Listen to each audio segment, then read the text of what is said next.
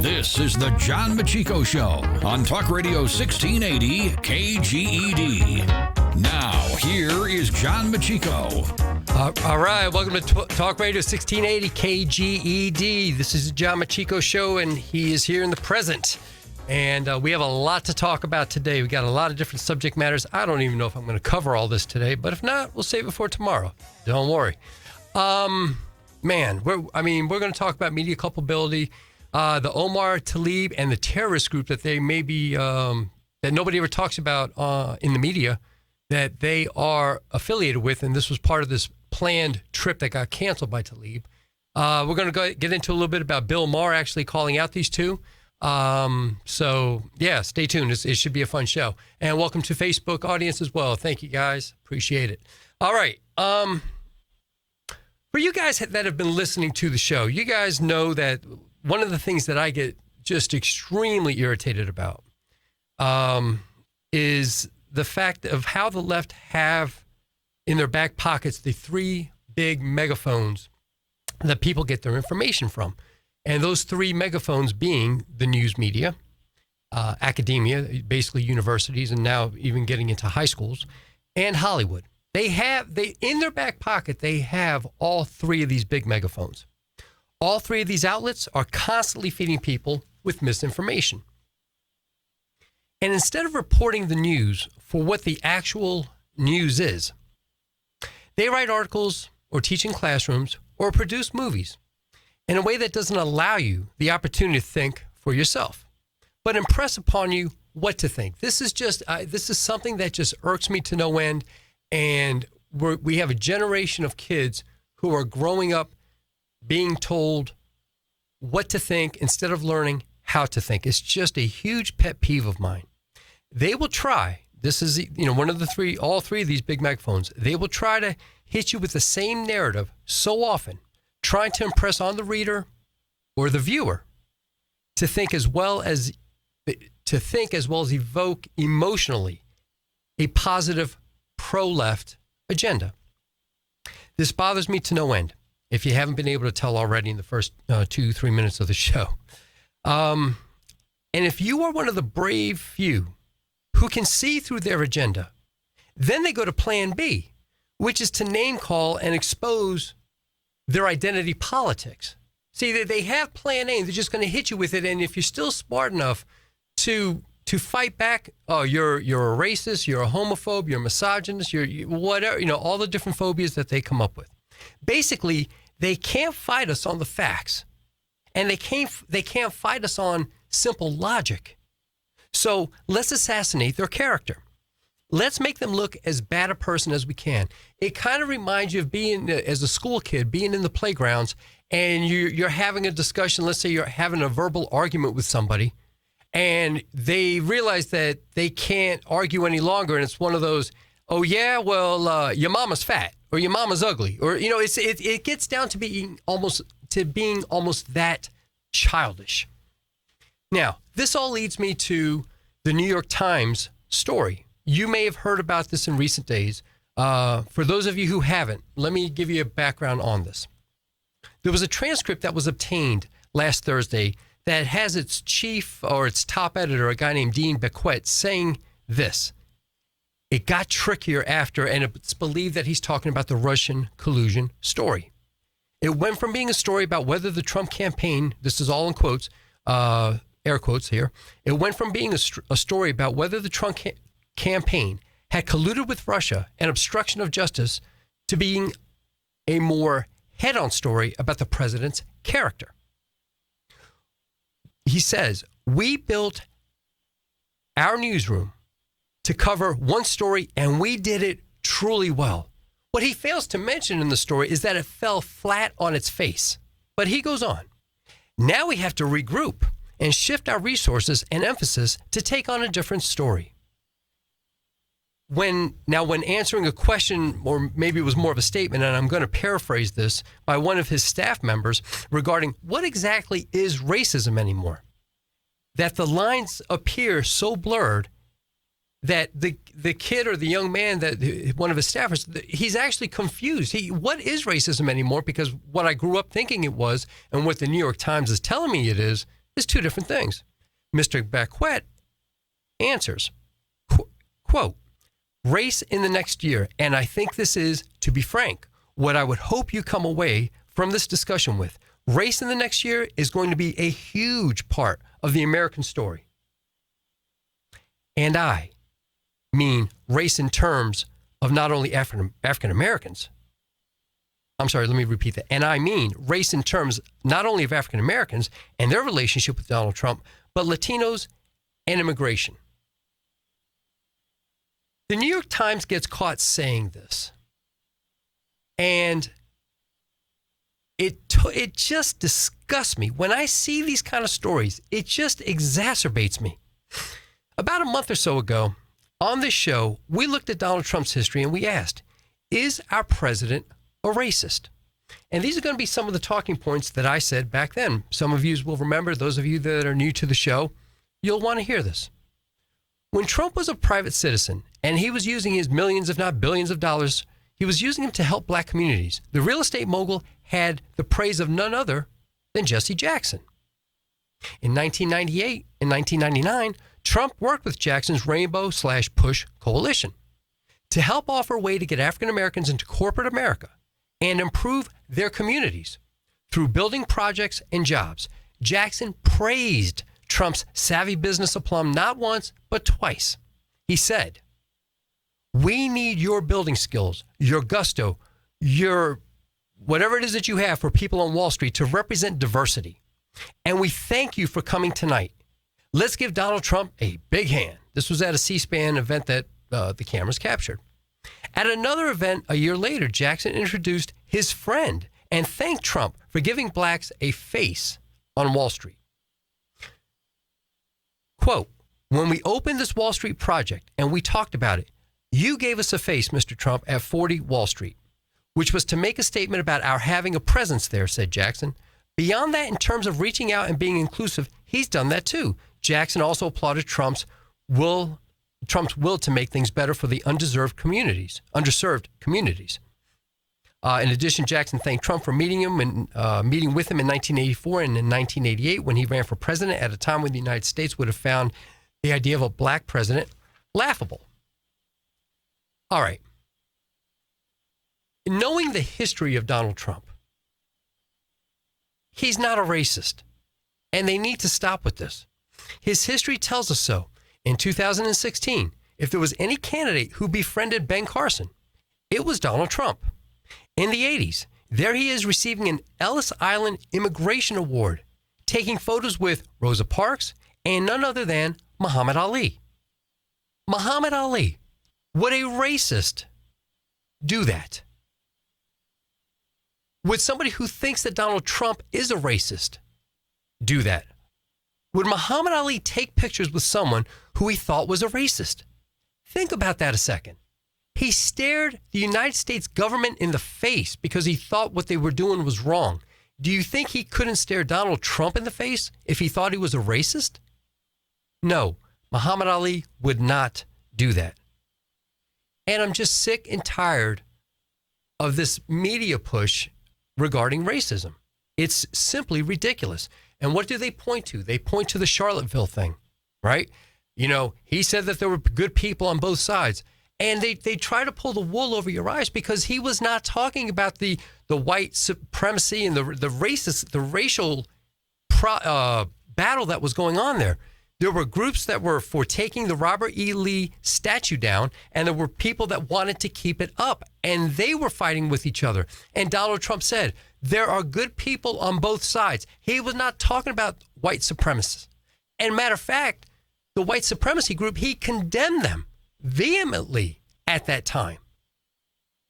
So this whole New York Times thing saying we're going to make race an issue, man, that's already gotten old, New York Times. What is it that you're thinking?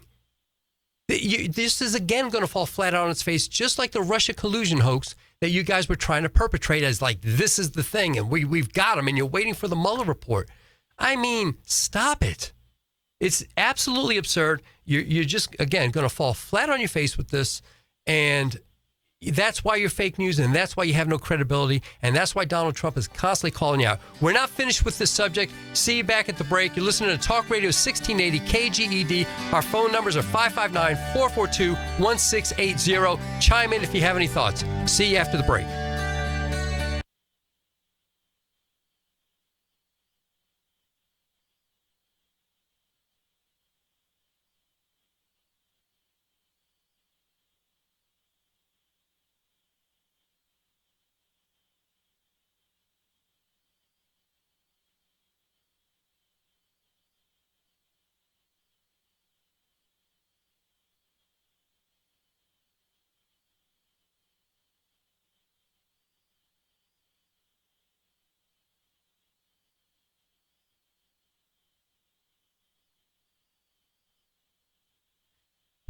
Hello, Facebook. Hey, let's see what's going on here today. Belinda, hello.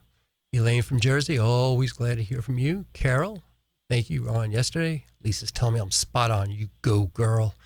Elaine saying hi to Lisa. Oh, man, we got friends among friends here. Good stuff.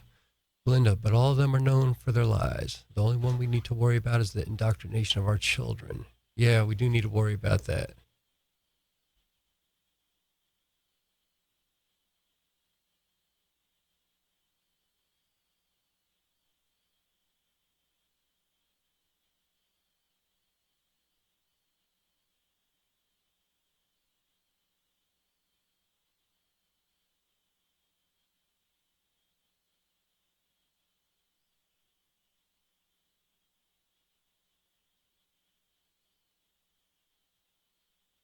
So far.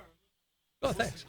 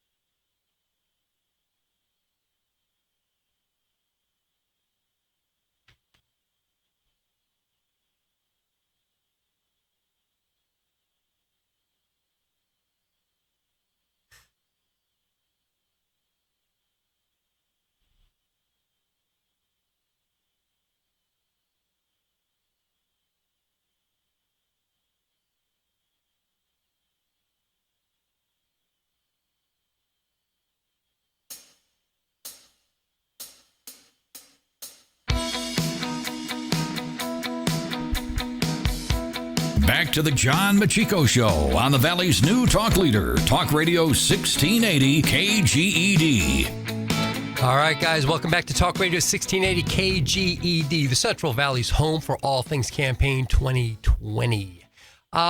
So we started the program, if some of you came in a little late, we started the program by calling out the New York Times for what they found regarding their top editor, Dean Bequette, saying that basically the Russian collusion deal failed. We covered it well.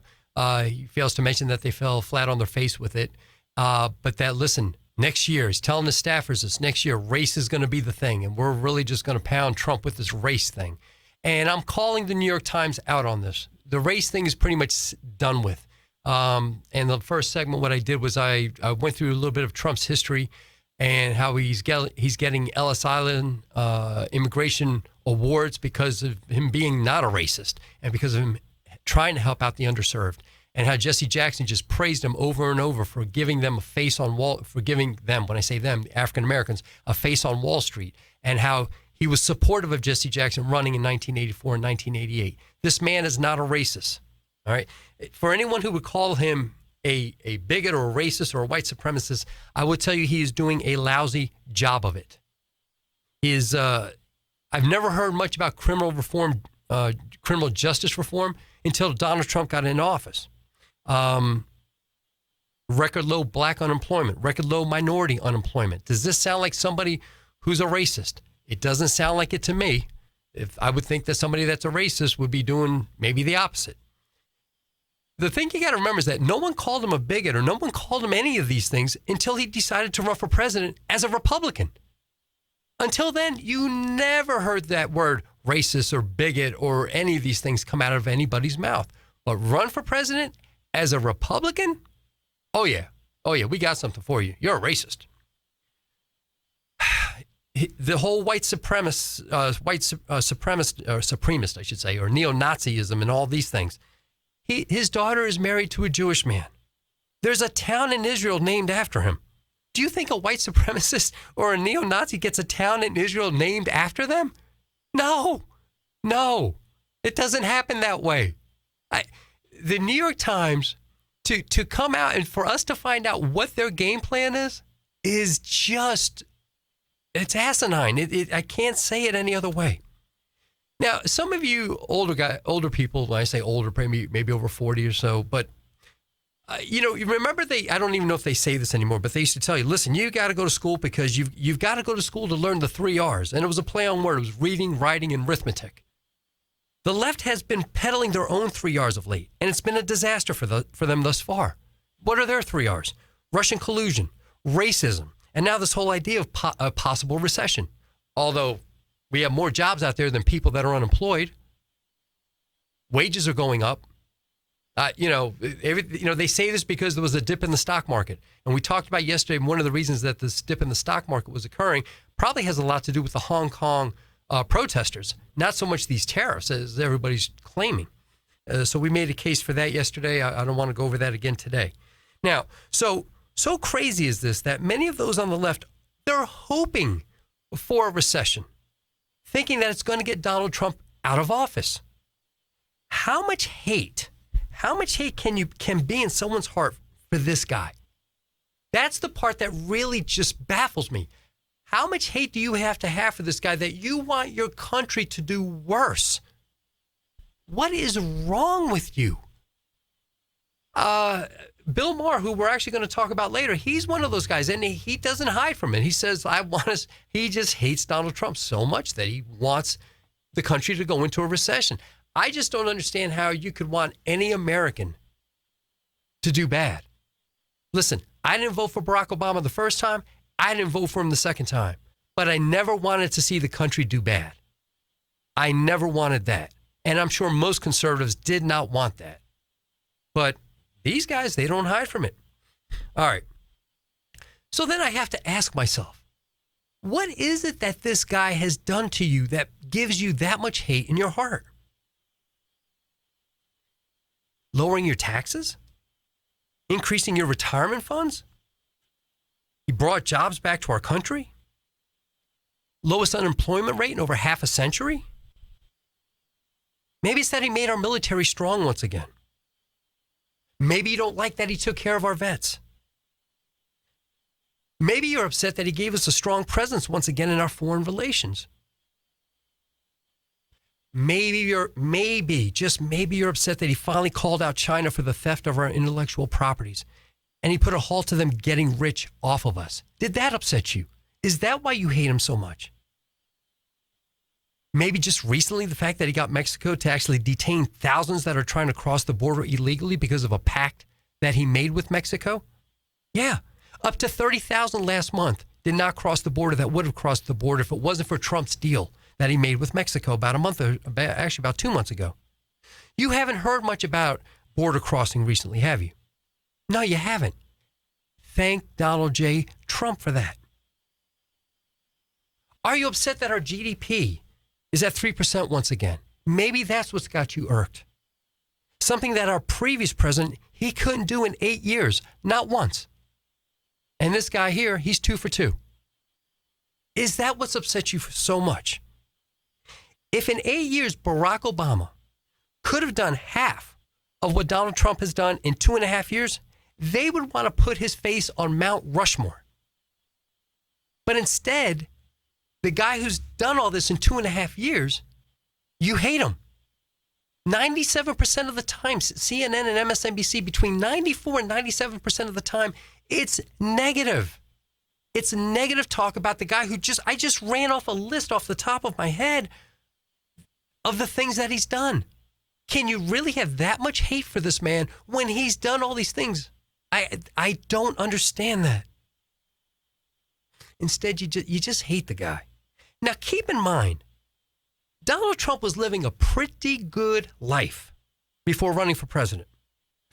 He didn't have to do this. But thank God that he did. Thank God that he did, because the direction we were going in, we were in trouble. We were in trouble. Joe Biden and Barack Obama, we were just giving the store away to the Russians, giving it away to China. I've recommended this book before called Shadow War, and every different scenario that was talked about. And this was from a CNN writer, and I read it. Every scenario that he brings up regarding Russia and China, you would always read, the U.S. was monitoring. They were watching. They were looking. They were debating. They were talking about it in private rooms. They were doing nothing, though. No action. It was just all talk. This guy, he does something about it. Maybe the fact that he makes you look at yourself to say, the fact that he makes you look in the mirror to say, what am I doing wrong? Or what did we do wrong? Maybe the left are just mad because he's getting it right. But he's unconventional. He's not presidential the way you would anticipate a president to be. I think he even made fun of that recently in one of his rallies, that, just talking presidential. We didn't need the same old thing. We needed somebody to shake things up. This guy does it. It may be unconventional, and maybe people just don't like change, or they just don't like the fact that he's unconventional, but it is who he is. But he gets it done. You cannot argue with the results. I'm dumbfounded by it. I really am. But then I'm even more frustrated when I realize, imagine how much more he could have done if the left wasn't filled with so much hate. If the left would have given him some support instead of having to fight tooth and nail about everything that he brought up. Think about that a second. Think about that for one moment. How much better off we would be if he didn't have to fight tooth and nail. Instead, he's got to fight battle after battle. Everything's uphill. Everything's uphill that he has to fight. But you know what? He gets to the top of the hill every single time. And no matter what you're throwing at him, Stormy Daniels, the Russian collusion, all the stuff, it just goes on and on and on. That's why you hear me sometimes refer to him as the Teflon Don. It just slides right off him. He stays true to who he is. He stays true to his message. Maybe you don't like that. Sometimes I get the impression that Barack Obama was kind of like the parent who let everything go. And then Trump came in as the parent who's the disciplinarian. And all these people are just, Daddy showed up now. And, they don't like it because punishment will be doled out. People, I laugh sometimes. When I hear Joe Biden says, I keep in touch with some of these leaders of these countries. They're begging me to come back. They're begging me to run for president. They're begging me to be leader of this country again. Why do you think that is, people? Because Joe and Barack gave them the store. They just opened the floodgates and gave them everything. The intellectual properties that were stolen from us by China, and just under the noses of these guys. It took Trump to say, no, that's done. When he said he was clearing the swamp, he meant it. New York Times, shame on you. Shame on you for being culpable. As many, and I'm going to get into this in another story in a few minutes, so stay tuned, but the culpability of the media, this is, all the stuff that goes on there, they say, well, this is Trump's the reason for this, and Trump's the reason for that. The media is the reason for that. Because your agenda and the narrative that you push, instead of just calling out the news the way it is, you're the reason. I'm looking at Fox News right now. Trump considering payroll tax cuts. I mean, are you mad about that? The left, are you mad about that? Does that just create this venom in your heart that you just have to hate this guy? We're all happier when we get our paychecks. The majority of us anyways, for sure. We're all happier when we see our 401ks. The majority of us, for sure. Businesses are coming back. Do you hate them for that? And what's the presence of the media? What do you gain from this? What do you gain from this? Ratings on cable news go to Fox and they're pro-Trump. Yet you keep trying to work the other angle. You'd be much more popular if you would support the guy a little bit in what he does. It's completely asinine how the media does, what they do, what the Hollywood elite do, what academia does, what they're teaching in universities. There was a story I said earlier. I may hit on it tomorrow. I saw about a parent that took a freshman kid to Virginia State, and not only did they have to identify by their name, they had to identify themselves by their, I can be referred to as he, him, himself, so on and so forth. I mean, just the silliest thing I've ever heard. Is that the kind of America that the left really wants? Bring some logic and common sense to this, people. Just please bring some logic and common sense. This is asinine. It's truly absurd. And New York Times, shame on you. You got exposed. You've been exposed, but nobody really pays attention to it. But I'm glad this happened because now you're truly exposed. And you're not the only media site like this. I'm sure there's plenty of others. I'm sure there's, I will get into some of those in another story that we're going to do shortly. But yeah, I guess I had to get a little bit of this off my chest. But it just runs rapid, and after a while, enough is enough. And you know, he's the perfect guy for this because it rolls off his back. He doesn't care. He's like that honey badger. He don't care. He just doesn't care. All right, guys, you're listening to Talk Radio 1680 KGED, home of Jairus Jackson and Guillermo Moreno, who was actually a guest on Jairus' show earlier. Yeah. All right, guys, we will see you shortly.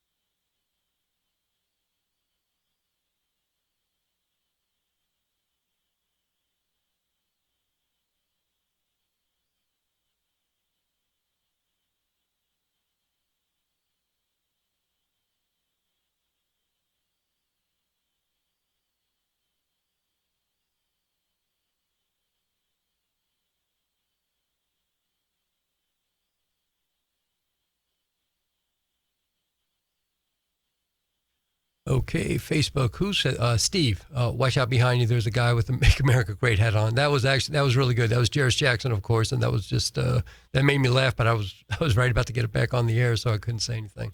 Hello, Sheila from Louisiana. Great to see your name here. Michael, good afternoon. Good afternoon to you as well. Michigan Mike in the house. I love it. Steve, oh yeah, anything to divide us. Absolutely, man. It's terrible. Hello, Kim. How are you? Stephanie, how are you? I didn't vote for either, never liked him, but I didn't want anything bad to happen to him or the country. Exactly. Hello, Mila. I see you once again. Thank you. Alan, black conservative here. All right, Alan. I watched the liberal movement progressing for 20 years. Proud supporter of America First agenda. I'm not a white supremacist. Yeah. Alan, glad you're on, man. Absolutely. Michael, glad you're on as well. I said that earlier, but I enjoy seeing your posts here. Mila again. Kim, helping farmers. Yeah, he is. He understands what's going on here. Trump takes care of people. I'm a New Yorker, and I used to know guys that knew people that worked with Trump, and they never had anything bad to say. Yeah. Diane, I hear you.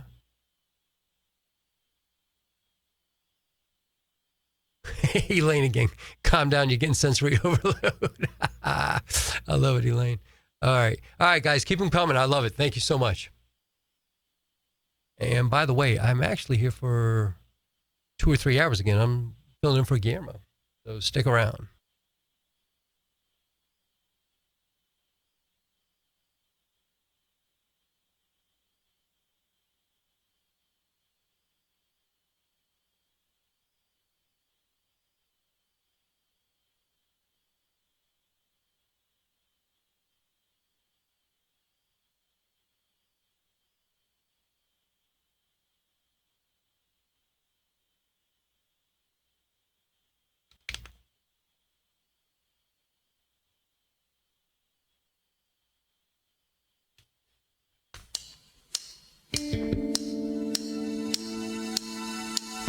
the Valley's new talk leader, Talk Radio 1680 KGED. Here again is John Meccico.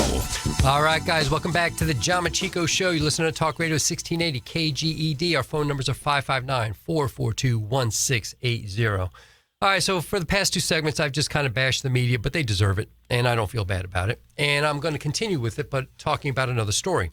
So for those of you who were on, and those of you who weren't on, you probably saw in the news, but the whole Ilhan Omar and Talib trip, we talked a little bit about that yesterday, and how Talib had said, yeah, you know, I want to go see my grandmother, who's I thought was 90. Now, apparently, she's close to 100. I think I read one report that said the grandmother's 99. So there's more to this story, and it needs to be brought up. So amid last week's debate over whether Israel should have issued waivers to Democratic Rep Rashida Tlaib and Omar and allowed them to promote the anti-Israel boycott, divestment, and sanctions. By the way, you're going to hear that word BDS a lot, the initials BDS, the BDS movement, and that's what it stands for, boycott, divestment, and sanctions. There were two scandals that were largely unreported. And again, I've got to beat the media up on this because this is their job. This is their job, and they're not doing it, all right? The first, and by the way, I got this from the Federalist. The first scandal is that Tlaib and Omar's trip was planned by the anti-Semitic pro-terror MIFTA organization. The second scandal was the establishment media whitewashing the first scandal. They didn't report it. By the way, MIFTA is an Arabic name for boys that means one who guides others to the right path. So you'll see where I'm going with this in a second. MIFTA also republished and later deleted a column titled, Who Rules America? The Alien Group on Our News and Entertainment Media Must Be Broken. I'm shocked that they would even write that because the news and media outlets are just so left. But let's go further into this. So the essay that was reprinted and then taken away, it said this: the Jew-controlled entertainment media have taken the lead in persuading a whole generation that homosexuality is a normal and acceptable way of life, that there is nothing at all wrong with white women dating or marrying black men, or with white men marrying Asian women, that all races are inherently equal in ability and character, except that the character of the white race is suspect because of a history of oppressing other races, and that any effort by whites at racial self-preservation is reprehensible. All right. As I'm reading this, please keep in mind, this is the group that Tlaib and Omar are in cahoots with. Is anyone really questioning why Israel did not want them there? Seriously? Given its anti-Semitism, it's not surprising MIFTA also supported Palestine terrorism against Israel. No kidding. In reporting on Israel's exclusion of Tlaib and Omar, the New York Times, again, described MIFTA only as, now I just read you what they stand for, okay? I read you what they stand for. But the New York Times reported MIFTA only as an organization headed by a longtime Palestinian lawyer. The Times editorial board called MIFTA a group that promotes global awareness and knowledge of Palestinian realities. Does that sound like anything that I just read to you a few seconds ago? Absolutely not, but this is what the New York Times does. Other media outlets fared no better. The Washington Post called MIFTA a nonprofit organization headed by Palestinian lawmaker and longtime peace negotiator Hanan Ashrari. The Los Angeles Times editorialized that the only disgrace here is Trump's behavior in encouraging Israel to exclude Tlaib and Omar, noting in passing the trip of the two congresswomen was being arranged by MIFTA, a nonprofit organization headed by a Palestinian lawyer. CNN story avoided mentioning MIFTA altogether. Yet I just read to you what they're about. And this whole BDS group, they were fronting the money for them to go there. This is who Tlaib and Omar are in cahoots with. Let me ask you guys, if you're Benjamin Netanyahu, do you want anything to do with this group? Do you want anything to do with these two women when you know they're affiliated with this group? Do you let anybody walk into your front door, walk into your house and cause havoc with your family? No. Well, if you're not going to run your own household like that, why would you expect that Netanyahu is going to let that happen to his country? It's not the way it works. Sometimes politics can be very simple. Do what you would do at home. Balance a checkbook. Make sure people are fed. Make sure people have a job. Just think of it that way. It's not that complicated. I wouldn't let anybody come to my house and just create havoc with my family by some rhetoric that I don't believe in. Not if I'm head of the household, or even if I'm not head of the household. No, get out. These guys, it's absolutely nuts. Politico was even worse. And I don't even want to talk about everything that they said. Actually, I don't have the time to, but they were ridiculous in their statements with this. The article goes on about how badly Politico misrepresented Mifta as well as misrepresenting Benjamin Netanyahu. Talk about media accountability. They talk so much about Trump being corrupt. It's to hide their own corruption. You know the whole story that when you point a finger at somebody, you got 3 fingers pointing back at you. Honestly, that's what's going on here. The media, the most of the news media, the CNN and the MSNBCs of the world, it is simply, we're so corrupt, we need to take the spotlight off us and just keep blaming Trump for it. That's actually what it turns out to be. Because the people of this country are getting their information from you. You have a responsibility to do right by the people, and you're not doing it. It's just sickening to me. It absolutely is. So, to coattail on this, Real-Time host Bill Maher spent part of last Friday's show slamming the anti-Israel boycott, divestment, and sanctions movement, calling it BS purity. Or, I'm sorry, a BS purity test.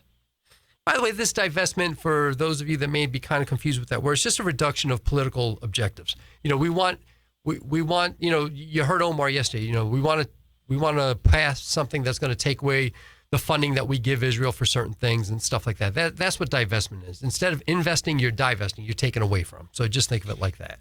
All right, so Bill Maher, he quoted BDS movement founder Omar Berghati, I don't know if I'm pronouncing that right, who said, "No Palestinian, rational Palestinian, not a sellout Palestinian, will ever accept a Jewish state in Palestine. There was no Palestine. It was under the British Empire." I have no idea what. Oh, don't get me started. So that's where that comes from, he says, this movement. Someone who doesn't even want a Jewish state at all, Maher told the panel. Somehow this side never gets represented in the American media. It's very odd. Now, Bill Maher, he's an intelligent guy. I really don't agree with much that he has to say, but he's an intelligent guy, and kudos to him. We'll get into that in a second. Congressman Omar has said things like, "It's all about the Benjamins. Israel has hypnotized the world. May Allah awaken the people and help them see the evil doings of Israel." Now, she apologized for it, he said, but it's still out there.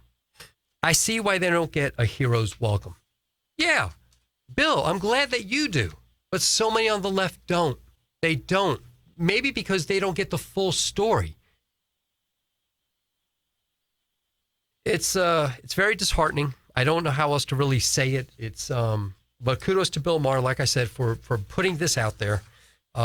It's refreshing to see. The fact that BDS was apparently financing the trip for Omar and Talib, and these two U.S. air quotes representatives didn't have bad intentions of trashing Israel while they were there. Is anybody to believe that? Again, kudos to Bill Maher. Which is a sentence you will not hear me say very often, okay? But when a pro-left talk show host is willing to call these two out, I think that's great. There's not enough people on the left calling them out, but maybe this will get something started. The message needs to be heard on both sides. My hope is that their approval ratings stay low. I think we did a story a few weeks back that Ilhan Omar's approval rating was a 9. It wasn't even double digits. I hope it's. I'm not sure what Talib's are, but I can't be very high. I hope they stay low, and that. What I hope for the most is that the conservative vote comes out strong in Minnesota and Michigan. Comes out very strong. I mean, you conservatives out there. You got to do this. You have to come out. You've got to get people like this out of our government. They don't stand for what we stand for, left or right. Their agenda is just anti-Semitism. That's it. I don't even think that they care much about the people in their own district. They're an embarrassment to both of those states. And something needs to be said. Something needs to be done. And you guys in Michigan and Minnesota, I'm counting on you. Do this. So there it is. There's the media culpability. And it can't be denied. It really cannot be denied. I don't know what can be done about it. I know with Hollywood movies, if I see something that I can tell is pro-left, I'm not watching it. You know, it doesn't mean that things have to be pro-right. No, I want something that's equal, that's balanced, that you can exchange ideas, that maybe gives me a different point of view that I haven't heard before. I actually enjoy when I speak to people that are pro-left, when they're logical, when they are not trying to shout you down, when they're not trying to bully their way out of the conversation and start name calling.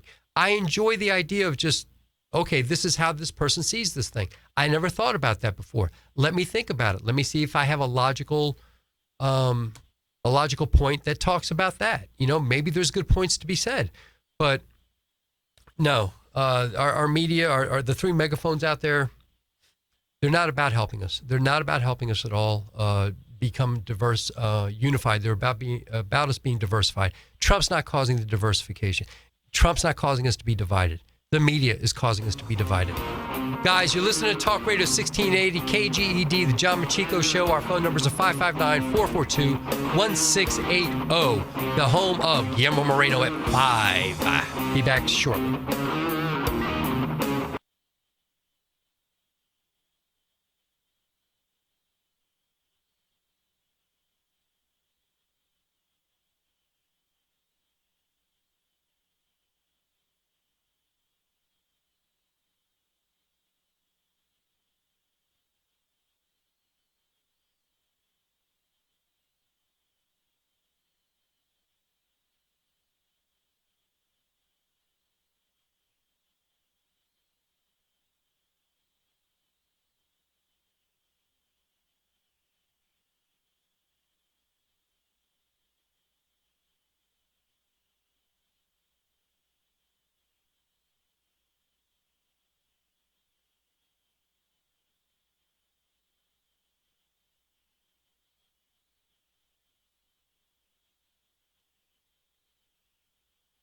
All right, Facebook called in and gave them my contact info.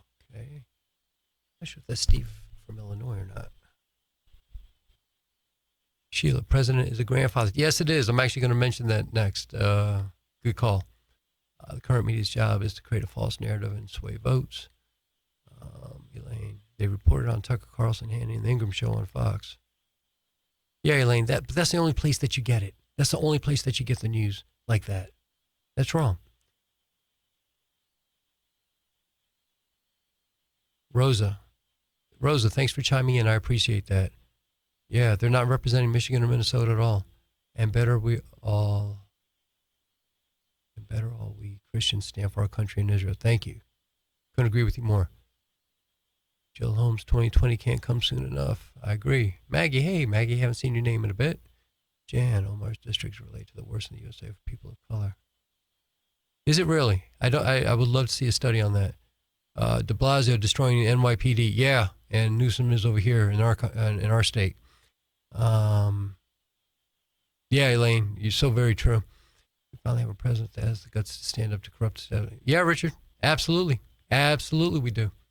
You got to love the guy. All right, guys, thank you so much. And like I said, stick around if you're able to. I'm going to be doing Guillermo show as well. Thank you for all the posts. Appreciate it.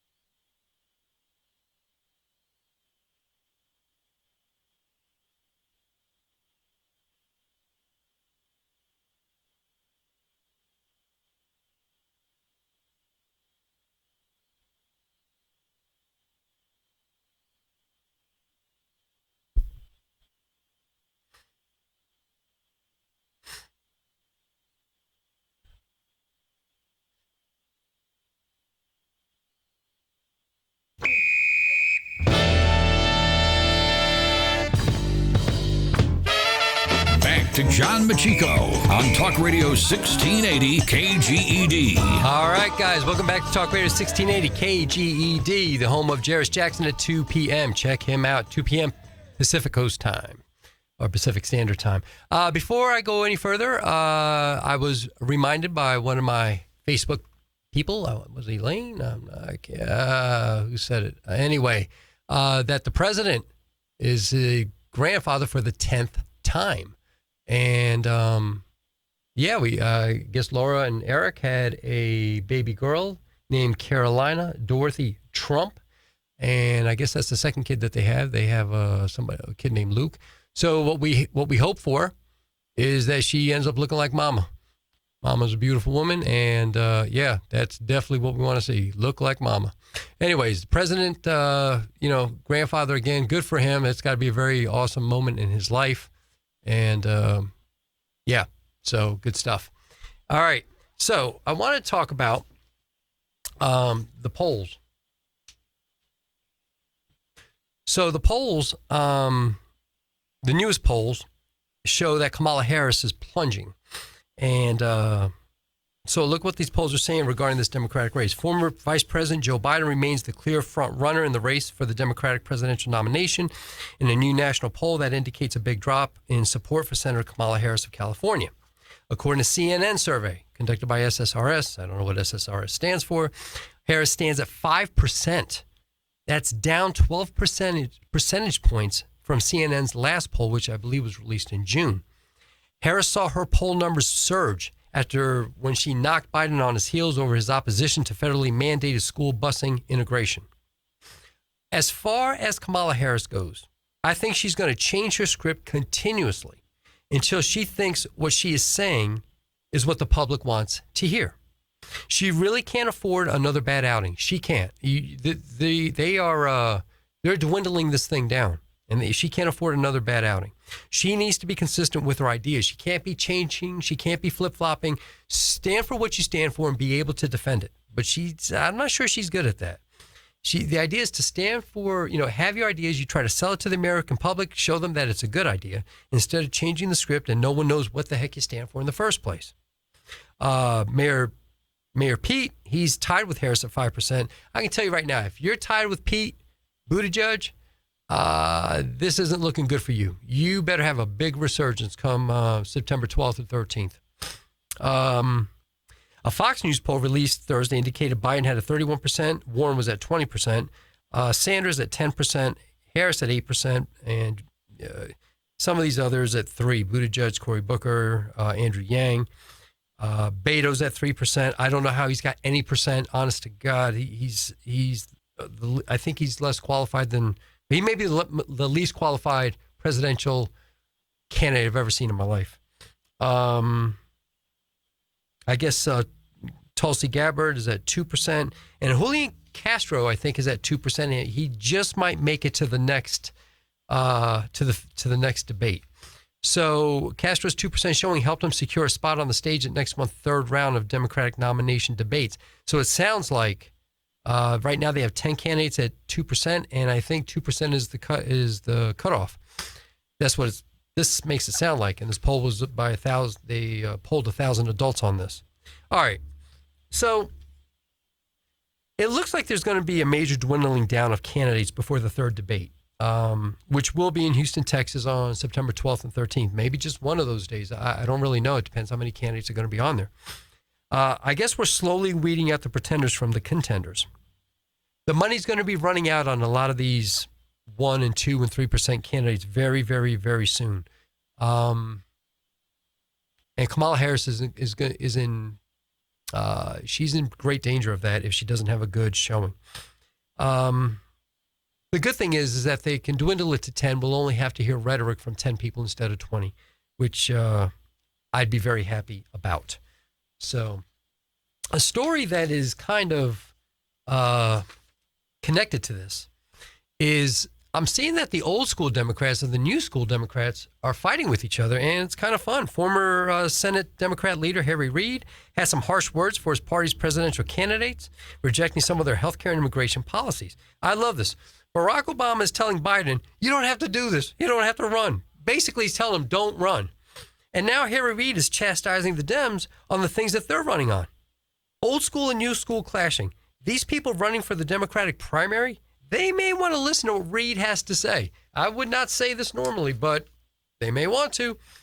Reid, during a newly published interview with Vice, specifically took aim at the Medicare for All and calls for many candidates to calls by many candidates to decriminalize illegal border crossings. The ex-senator suggested any Democratic nominee running on these issues could face trouble. Hello. People want a fair immigration system. They don't want an open door invitation for everybody to come at once. So true. So true. But these guys just kept going further to the left and further to the left. It just amazed me. When asked if supporting decriminalization could be bad for Democrats in 2020, Reid said, of course it is. Reid accused Democrats of not having their priorities in order going into the election. Listen, Reid has had some time away from politics. Maybe he's seeing things a little more clearly. And no, that's not a pun because of his eye injury right before he retired. So please don't bash me on that. I was not in favor of the things that he did as the Democratic leader. He was so far up Obama's you-know-what, and he approved of anything and everything that Obama said and did. But in this case, he's giving these Democratic primary candidates, he's giving them some good advice. We'll see which one of these candidates actually heed to what Reid is saying. Reid went on to say there are so many more important things to do. Decriminalizing border crossings is not something that should be at the top of the list. It should be way, way down at the bottom. It's because these people are desperate, Harry. These people are desperate. You should have gave them this advice long ago. He also, the idea of the whole Medicare for All system, now this I don't agree with. He said just retool Obamacare. Look, that's been a disaster, He said a platform of single-payer health care would be problematic for any nominee next year. He's right. We'll see which ones take his advice. Guys, very quick hour and a lot to talk about. I still have stories that I may try to talk about in the next hour because the Guillermo Moreno show is on next, but he's in Europe somewhere, so I'm filling in for him. So stick around. You listen to Talk Radio 1680 KGED, the Central Valley's home for all things campaign 2020. Talk to you again very soon.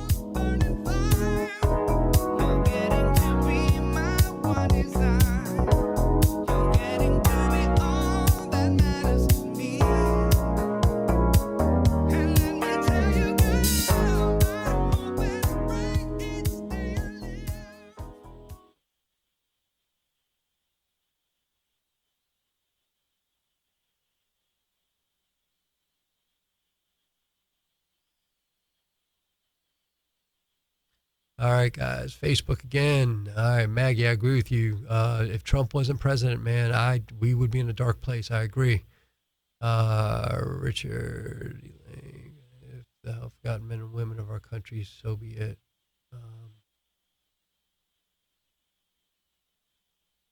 Stephanie, camel toe needs to drop out. Oh, man, Jairus always calls her that. I haven't called her that. Trying to keep things clean. Corey needs to stay in Newark. No, Elaine, Corey needs to get out of Newark. He needs to just get out of politics. Glad I moved out of New York City. Richard, I think about it in California, but then, if we all think this way, who fights the fight? Stephanie, Biden is a joke. Poor man doesn't know where he is. They have even cut his appearances. Stephanie, I didn't mention that, but yeah, they have. You almost get fearful of dementia, Alzheimer's. I hate to think that. The silent majority will rise up. All right, guys, thank you so much.